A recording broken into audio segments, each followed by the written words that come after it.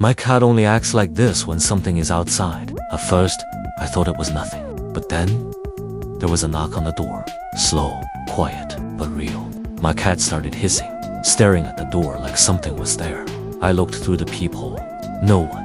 The hallway was completely empty. I stepped back, trying to calm myself. Then, it knocked again. Louder this time. Faster. My heart started racing.